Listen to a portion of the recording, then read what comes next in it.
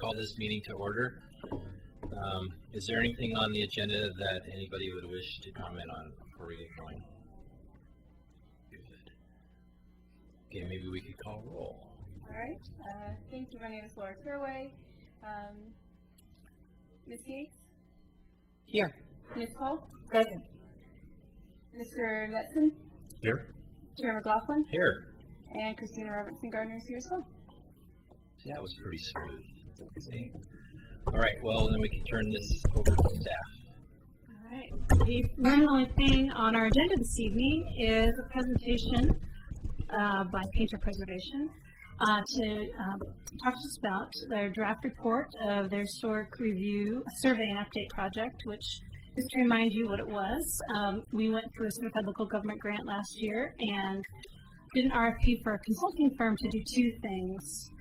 Well, three things, excuse me. One is to update the surveys of the landmarks that were, most of them were designated in the early 80s, and the landmark farms had not been updated since. And so Painter Preservation went through and did a reconnaissance level survey and updated new photographs and did a new analysis and made new determinations of integrity and eligibility.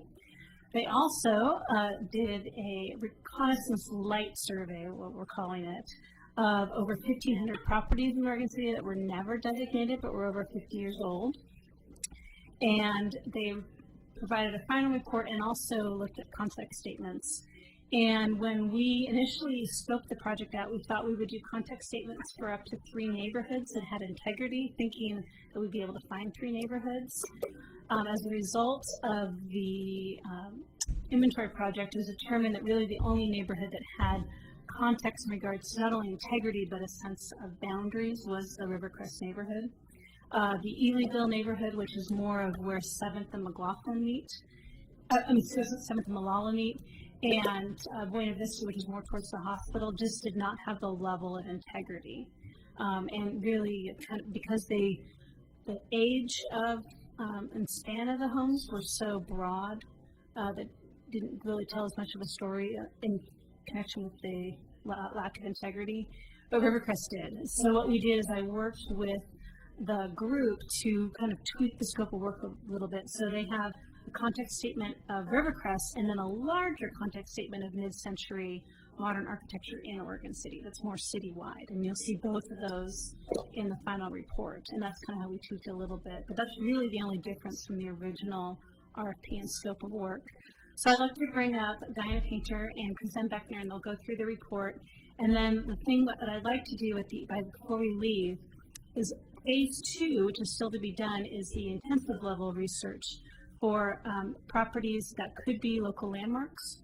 And some of them identified, but they do take owner consent. So we're working with property owners. And what I'd like from the board is a vote recommending that if local consent cannot be given to those properties, that we would use phase 2 money to further research city-owned properties that are not currently designated and help work to get those properties either locally designated or on the National Register, such as the Promenade, the Carnegie, and other buildings, the Buena Vista House, other buildings the city owns and aren't currently designated.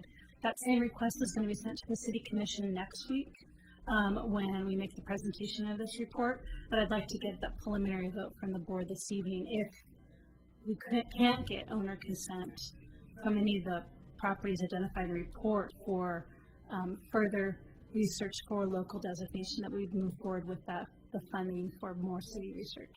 So you'd want to get as many of those consents as possible, but if you don't, if there's a certain percentage that you don't, you want to take those funds allocated to go to, okay. So without further ado, I'd like to introduce Kristen Beckner and Diana Painter.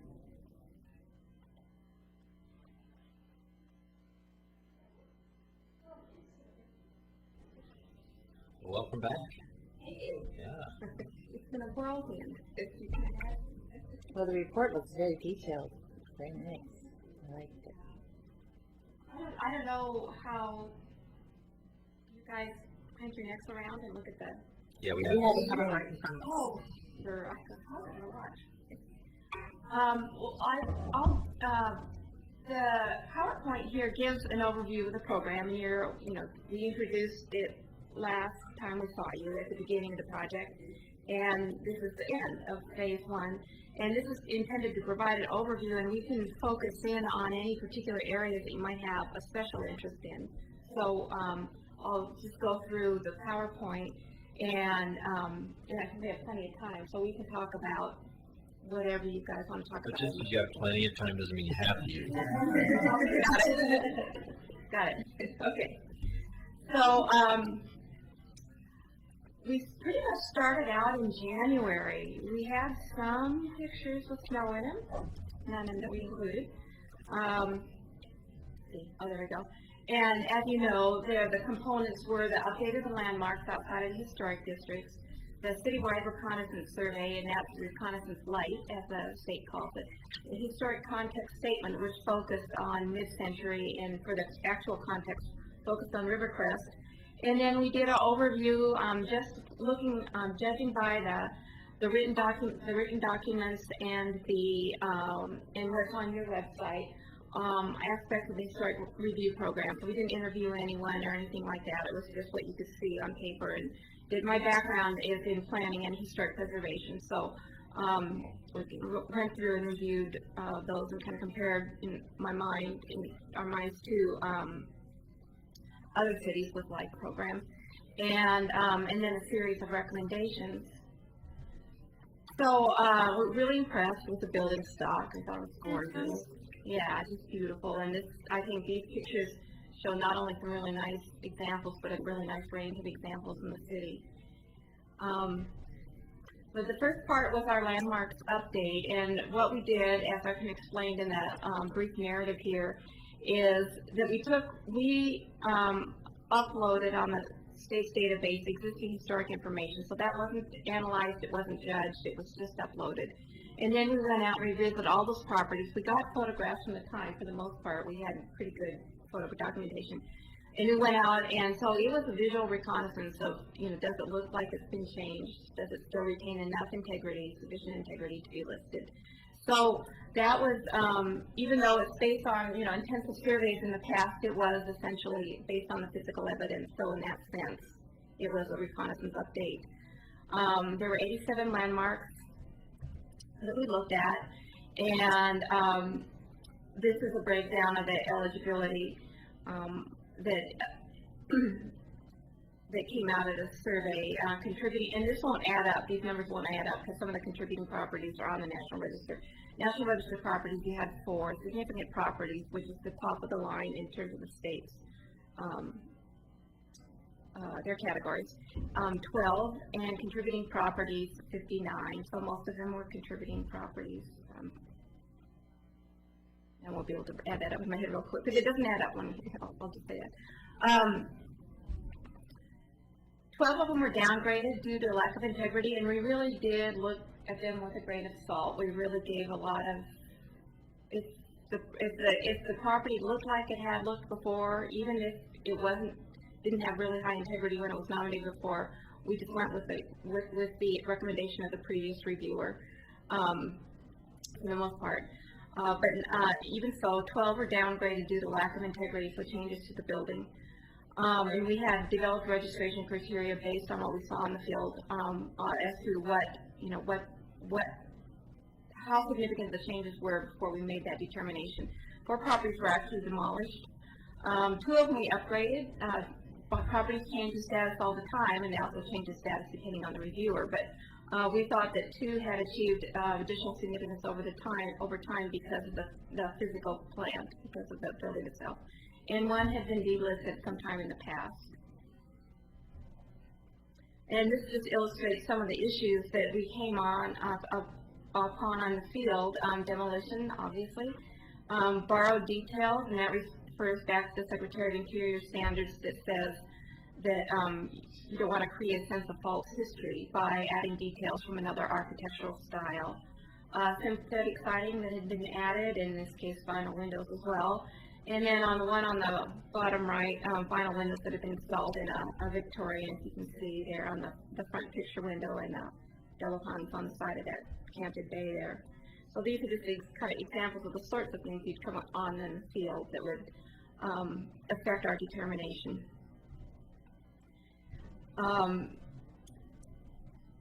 We can just go. Do you want to go through the whole thing and then focus on certain areas, because I'm going to go through pretty fast. I'm on to the. Well, you can go as fast as you want, or if you want to ask for comments. But if someone has a comment, we can ask. Any questions on the attempts, the update? I mean, the reconnaissance survey. Let's see. Go to my graph. The gray here is the modern, so in 44% of the buildings. So a lot of the reconnaissance survey focused on modern buildings. Less than half of the overall, but a good chunk were the modern era, just before the war, during the war, or after the war, up to 1960. These are some examples of buildings with really nice integrity that we came across. Minimal traditional building, kind of a variation on the World War II era cottage, and a couple of ranch houses. And this, logistically, this was a real challenge. When it came right down to it, we spent from beginning to end, from the very initial planning about how you're going to do this, to the final update of the database and the analysis of the data, including driving everything, was 12 minutes per property. And that was more than what we budgeted in terms of time. But if you just think of all that allocated per property over 1,700 properties, you can imagine logistically it was a bit of a challenge in the start. It's like, how are you going to do this? You know, literally, how are you going to do it? So we broke it out, and we had excellent help from the city's GIS person, Chris Dunlap. Broke it out into neighborhoods that we would tackle in a half day or a day, depending on the situation. And the rural properties, and it took more time, you had to drive. The urban properties took less time. And you can see on the right there, the green were the properties that we were focusing on. And we had 28 maps that we worked from. So those districts were broken down in a map for all 28. And the first step was to create the records in the database, the state's database. And then, like I said, in February and March, we photographed and recorded over 1,700 properties, and then entered that information in the database. And we made a preliminary determination. And again, this is a reconnaissance light. So there's only really 5 pieces of data that you're recording for each property, and one of them is the eligibility. So obviously, it's based on physical appearance only. And not only that, it's based on really a quick physical appearance. You're not standing out there with a clipboard, with a long discussion, except for a few properties, or, long discussion. It also had to be done from the public right-of-way, so in some cases you're actually down a driveway at a little bit of a distance, so there were some challenges to that. There were some challenges, yeah. So, that kind of survey, it goes quickly. It's a certain level of detail. There's always going to be data that we didn't catch or things that we were mistaken on. And, right now, if anyone calls Christina, we will correct that information. In the future, you can do the same thing. It's the database. It's the active record. So, corrections can be made if people say, no, my finding's not final. It's a real wood deal, It's like, okay, cool, we'll fix it. And the properties really varied in age. Like I said, the biggest chunk was modern properties, which is pre-war to post-war. But they did range. There was a huge range. And in the vernacular category, that 28% there includes the Oregon City Vernacular House, vernacular with a big V, but it also includes buildings for which there is no particular architectural style or details that would that would lend themselves to a particular stylistic interpretation. Or it's also buildings that are builder-built, or buildings that have been stripped of architectural details. It's kind of a catch-all in architectural history, a catch-all category. But the vernacular with a big V means something here, and it means, there's a turn-of-the-century farmhouse with a hip roof porch and a gable end kind of thing. And so that's a particular thing here. It's a particular thing other places too, but that's your particular interpretation. What year did you start your modern period? 1940. About 1940, we actually didn't use More? the catch-all modern because we sort of broke things down into ranch and minimal traditional World War II era style. So it was more based on style, I would think, than on a state specific. Then date specific, yeah, it was based on a style category. Usually when I say, for most of the work I've done, modern surveys, I said, probably about 1945 to 1969, but it depends on the context here. And there were a lot of minimal traditional that could have been built in 40, you know, just immediate pre-war, or World War II era cottages, that kind of thing. So it depends on the context again, what your category is. But there were ideas. They were starting to build modern houses on the West Coast as early as 1927. So it does depend on your context. And there were quite a number of craftsman homes that we surveyed. Not a lot of period revival, which would be like a Tudor revival, colonial revival, and then the ever popular other category. And this is a breakdown. We found about 2/3 of the property is non-contributing. And oftentimes in a survey, you will be targeting a certain neighborhood or a certain building type or a certain whatever, and you'll already have kind of pre-selected, and your percentage of non-contributing or buildings that lack integrity will be higher than this. But this survey was based on age, and so you're getting everything. So you think, you know, your average Oregon City building, using just age criteria. So about 2/3 of what we surveyed came up as non-contributing. And a lot of that, and we can talk about this in more detail, was due to replacement windows, replacement siding. Replacement windows was the biggest issue. And you know, you can set registration criteria or decision-making criteria at different points in time based on the context and based on your subject matter. But there are and there's levels of replacement windows in my mind. If you got down to surveying a particular neighborhood and you were judging it as to whether you wanted it to be historic district or conservation district, you would define very closely what made up that contributing and what made up that non-contributing. Like I said, again, based on the context, but most of the time, vinyl window replacement windows, and I kick that out, and that's like the one reason that you would get such a high number of non-contributing in Oregon on this survey. So again, the issue not in order of priority so much, but prevalence, I should say. So replacement windows, vinyl and aluminum. Of course, aluminum windows can be authentic windows from like the 1960s as well. So if we thought it was original to the building, then it would not kick that building out. Replacement siding of various types. Inappropriate additions and alterations, so if they don't meet the Secretary of Interior standards, essentially. And then, of course, buildings that have been neglected to the extent that it affects their visible integrity, then those buildings would be considered non-contributing as well. And these are just some of the examples of what we came across. In the top left-hand side, if, you know, like I said, if you were doing a more detailed survey, you'd have more detailed registration criteria. So in my mind, a lot of times, if a window has the same operation and the same opening as it did historically, that would be one thing. If it had a different proportions and a different operation, like the one in the lower left, then it would have an effect on your take on that building. So the lower left and the upper right are both cases where the building, the window operation is different, the proportions are different. They are not consistent with the style of the building. On the upper left, because it's a slider and because it's got vinyl grids, that building would, in the registration criteria used for the survey, would be considered non-contributing. But in certain surveys I've used, like if you had a Victorian and you had double hung windows, and they just replaced the sash with vinyl, nothing else, everything else was intact. Sometimes I would consider that still a contributing building. Or if the windows were on the side or on the back.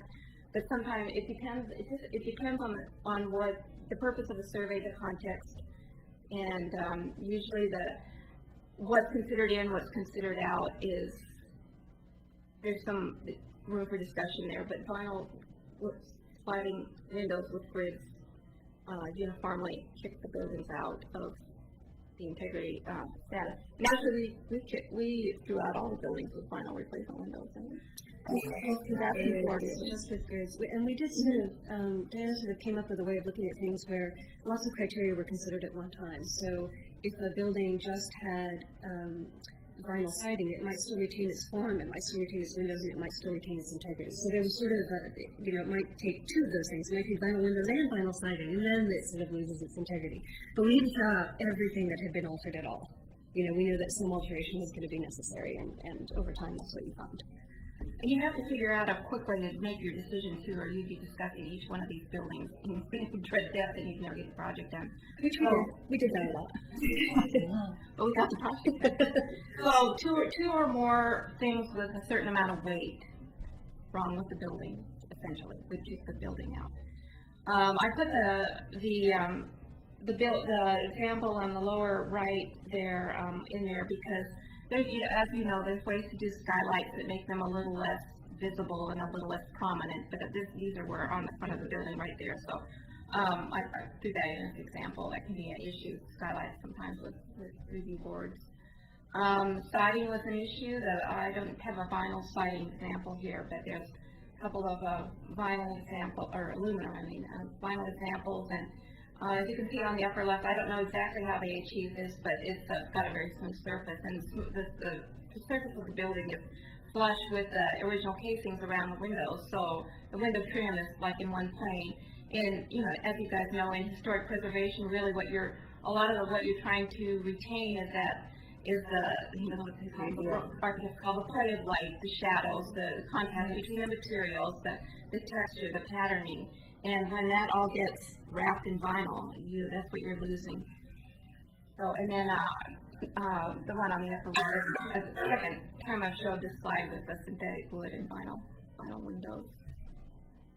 And these are, so I tried to, protect the property owners, so I hope that these are cleverly disguised enough. But I think these are fairly obvious examples of large additions are in the bottom right, the metal building affixed directly to a craftsman bungalow, and large dormers that are inappropriate for the size and the style of the building. And then on the upper right, some inappropriate details. I don't know where these come from, but it seems like always when people replace the gingerbread, I don't know if this is a common catalog that you find or what, but it's the proportions are wrong, and it's too lightweight, it's too delicate, and that and the porch on the front are inappropriate for this particular building.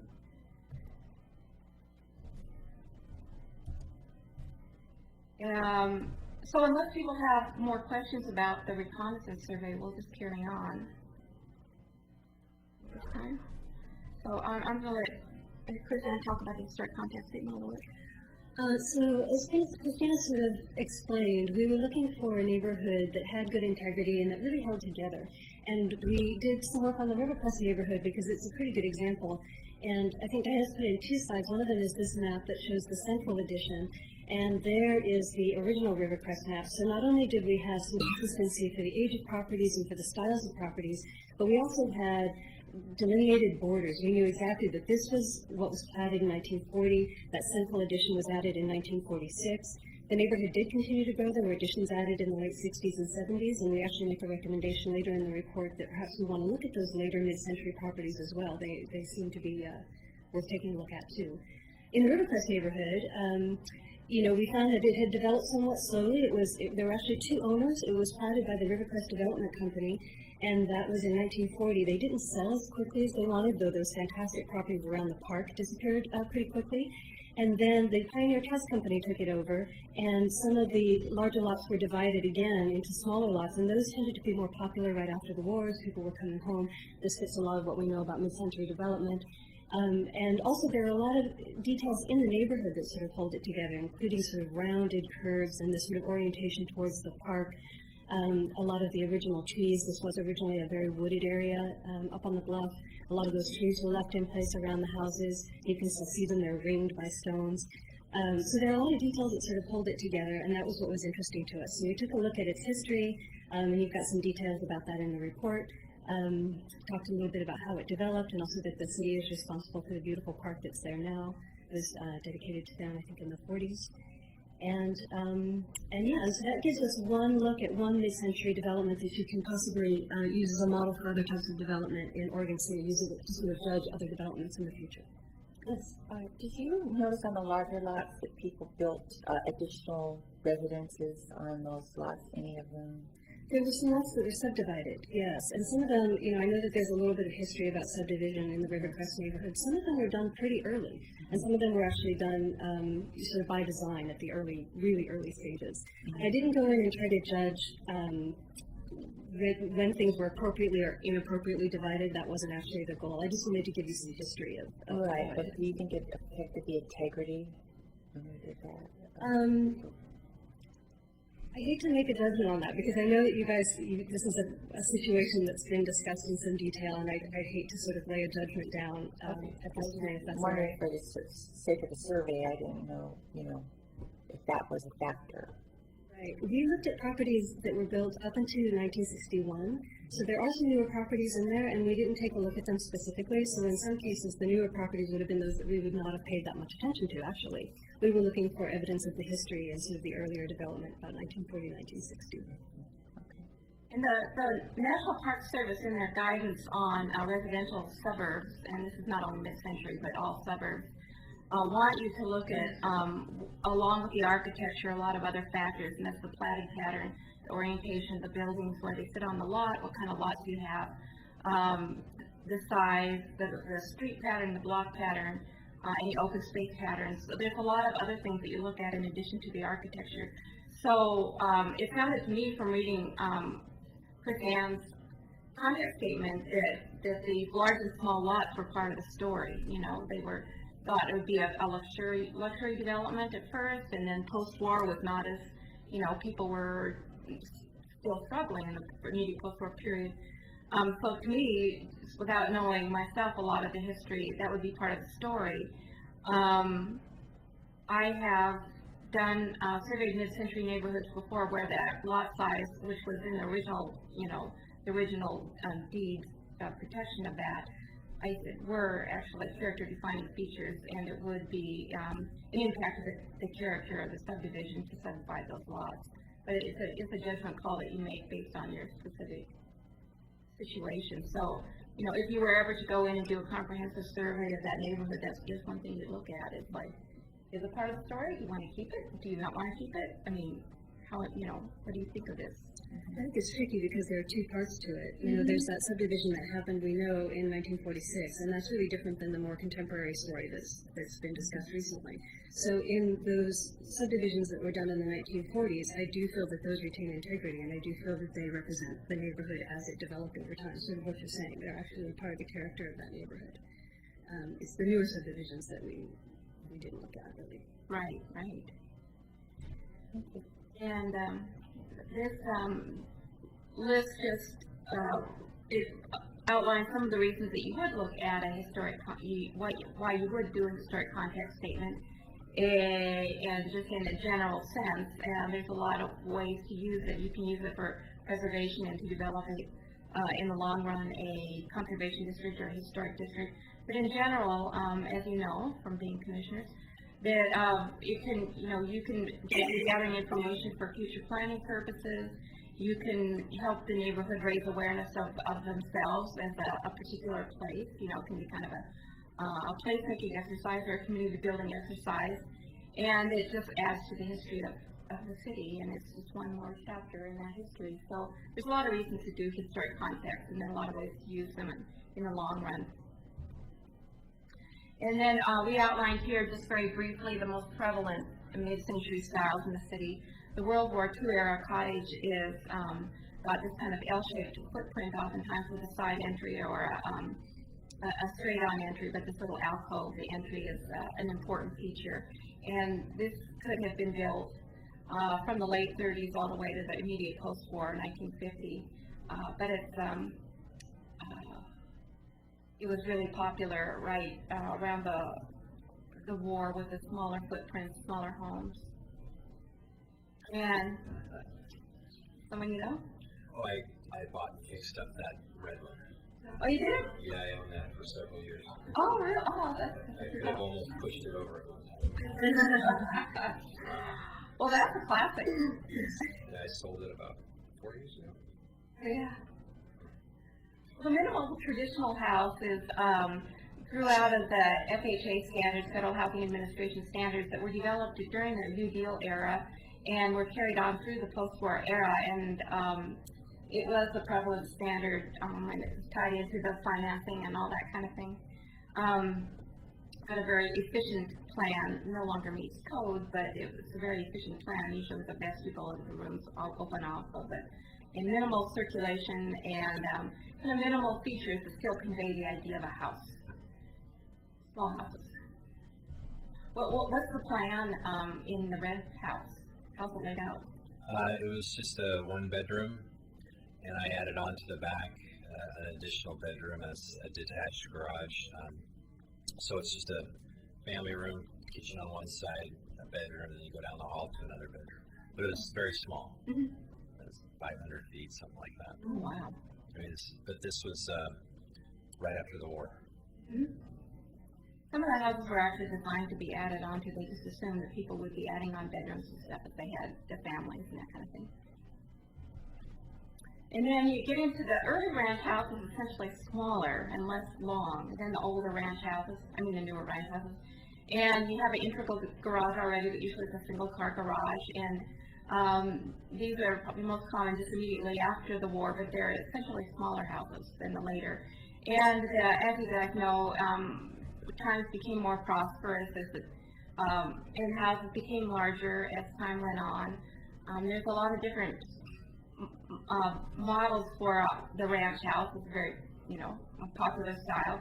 You can have the Rambler. I don't know if you guys will use the word Rambler, based on Cliff May's model of the rambling house with the telescoping roads and set into the topography and all that kind of thing.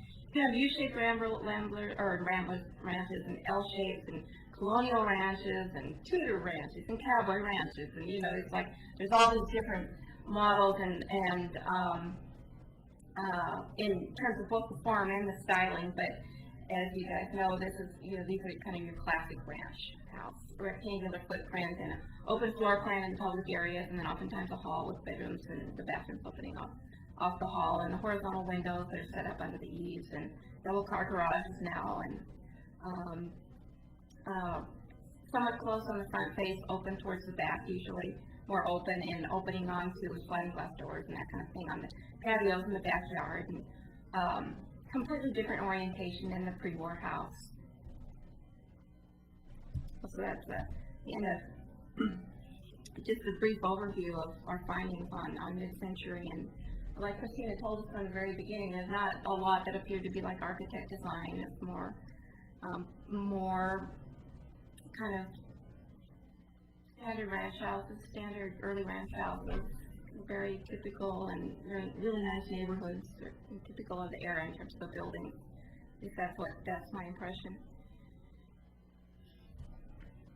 And then the other component of our project is, like I said, we did an overview of the regulations as they were portrayed in the website and in the regulations for the city, and came up with a few recommendations, and those recommendations recognize that the state of any code or a design guidelines or what you have to regulate your properties is a snapshot in time, and they're always in a process of evolving as well. So when we did this, we recognized that you've got newer guidelines and older guidelines, and most cities have a rolling program. Like eventually they will get a whole new set of guidelines, or a set of guidelines that complement the zoning code, or that incorporate the Secretary of Interior standards, which is the basis for most local agencies for design review. And this was just based on this particular moment in time. So we looked at the preservation policies, and I thought they seemed really sound and very comprehensive and provided a good framework for your program. The zoning code thought that the regulations could be, my feeling was that they could be more focused on design review and on physical design. There were a lot of things in there that are kind of hard to regulate for the fact that the ideas are sort of open-ended and not defined. Like oftentimes in a code, economic hardship will be really well defined, and that's not an area where you have so much. This is the section 1740 that we often have trouble with the findings for because it's a 25-year-old code section, and I think what Diana is trying to say is we need to take another look at it and see how we can take what kind of the intent and purpose section, the kind of guidelines section of 1740, and how can we rework those to be more user-friendly and more specific to help with findings. And then another component is we look at the design guidelines and recommended in the long run that you bring those back to a basis in the Secretary of Interior standards. So even though you've adopted the standards, you may be using them in your day-to-day work, design review work, to come back and make that documentation consistent with would be a long-term goal for you. And also to integrate the design guidelines so that like what did you call them, the commission's policies? Was it? Oh, the district reviewer policies. In the long run, integrating those with your design guidelines, and there's different models, of course, but lots of times there'll be an overview set of guidelines and then specific for each of your historic districts or conservation district, or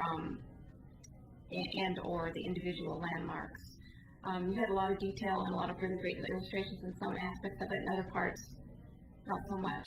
So, I would just assume that it would be a rolling program. Eventually, everything would be up to a certain level of detail. And so, if you were me, what would you do next?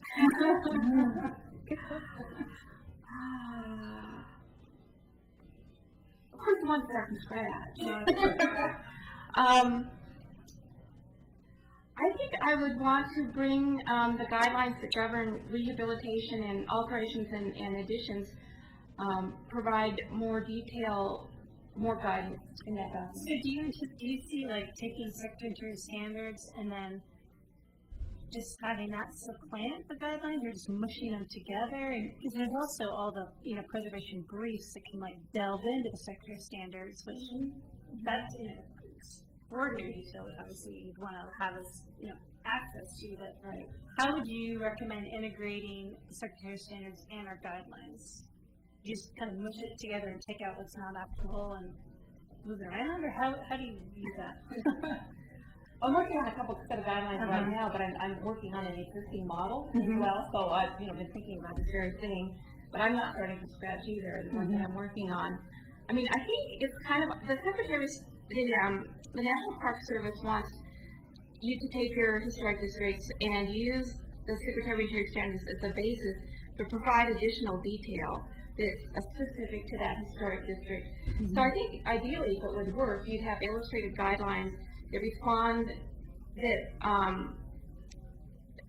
that illustrate the concepts in the Secretary of Interior standards that would apply across the board.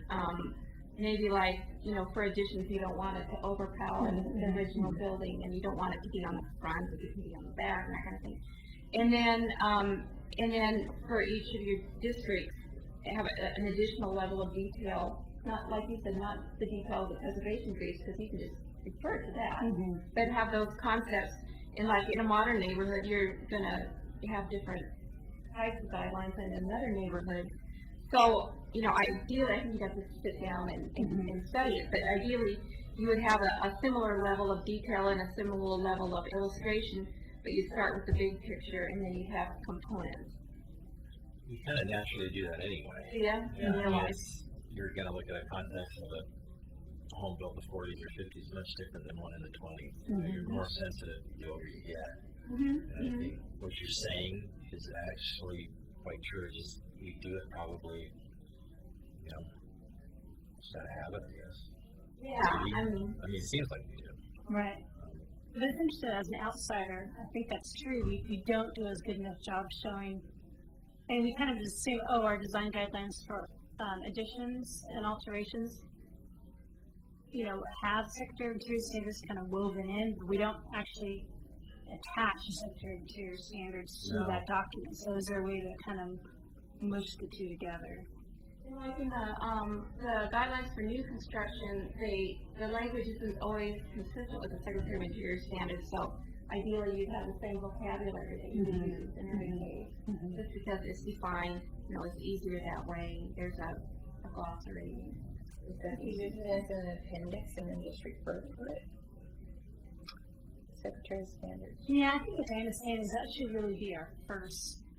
I mean, that's what a lot of people do. Is you start with the 10 standards, and then you kind of go detail from there. So, like standard number 3 will say something, and then there'll be more information about it. Expand on it. Yeah.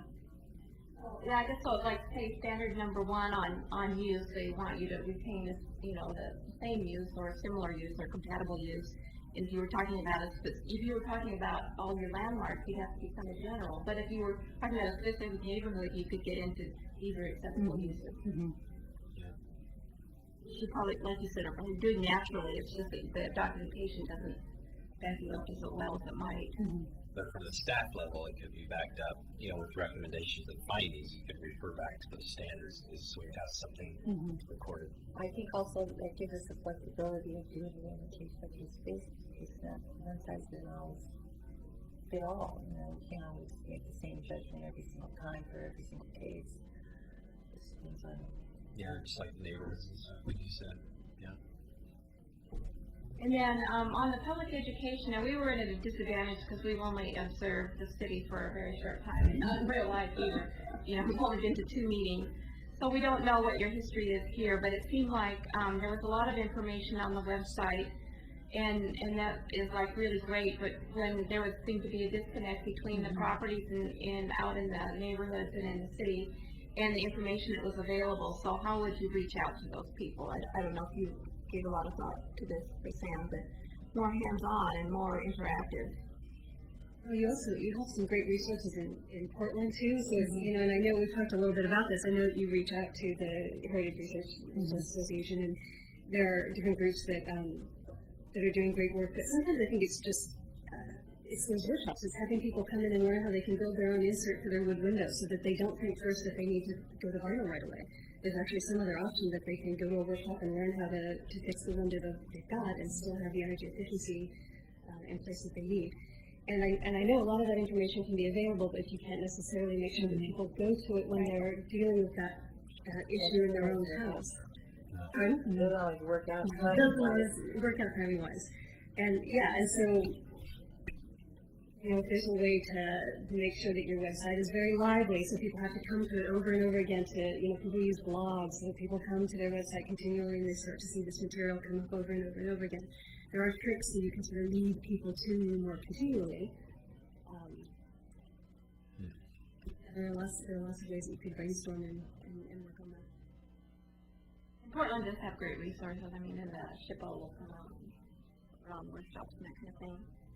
I went to the energy efficiency for historic buildings workshop recently, and there's just nothing like seeing a guy up there showing you how to replace the cord. That's great. That's great. Or telling you, that insulating your attic and your floors. If there's a guy standing up there and he's the expert, it's like vinyl windows aren't going to do very much for you. But if you, the expert up there saying, really, insulate your attic. That's going to be the most bang for your buck. And it's a real life thing. And then we made some recommendations on the survey program, and we totally agree with the Oregon City, that the ongoing survey is critical for planning purposes and for preservation purposes. You want to always know what you have, and survey is the first step. Mid-century neighborhoods, we talked about that a little bit, that seems to hold some potential for future historic preservation planning, and their program on good rehabilitation practices. And I said consider a preservation plan. You have a lot of resources here in terms of public information, and I thought your whole regulatory structure was like really strong. My impression was. But one thing a preservation plan can do, so it's not like you're lacking, a regulatory framework or policy framework, but a preservation plan can sometimes serve the purpose of bringing people in, involving them.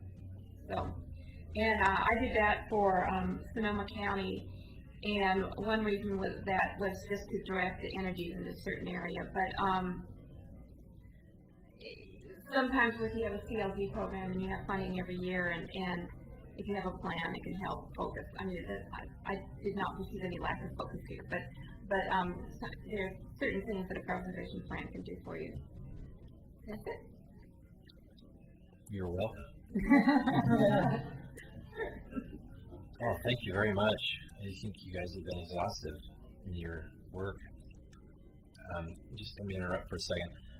What's next and how soon? Oh, the Metro Enhancement Grant, community, 5 minutes. Oh. Okay. Then we should probably wrap this up. Yeah. But go ahead. Before we leave tonight, we would like Yeah, to get yeah. direction on that. But that's really the only thing, we're gonna be coming back with a final document at one of these summer meetings to officially adopt. And then the database, we're working to get a version of the database on our website. Because we can print out, PDF reports, but we're trying to get a dynamic database that you get from SHPO, but it's just the Oregon City project. So I'm working on SHPO on that. So in the long run, you could go to our website and look up a specific address pretty quickly and get All the info. info. Well, thank you very much for coming and appreciate it and appreciate your time. And I think we all have to scoot out Sorry here. about if we this right. later. Oh, no, it's fine. That's great. If it wasn't a good report, I wouldn't have noticed it. There you go. Okay, well, thank you very much. And then we need to make a quick motion regarding significant properties For phase 2. for phase 2 and those, how do we want to say this? Direction that if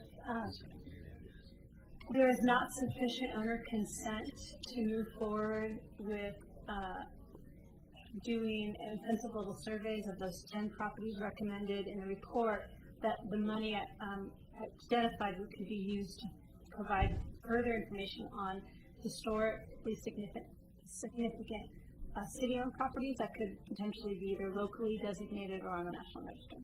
Can we just say that as the motion? Yeah. Okay, so would someone like to second that motion? I second that motion. Okay, we can call a roll. Cole? Aye. Ms. Yates? Aye. Mr. Murphy? Aye. Chair McLaughlin? Aye. Motion passes 4-0. Thanks, you guys. Thanks a lot. Appreciate it.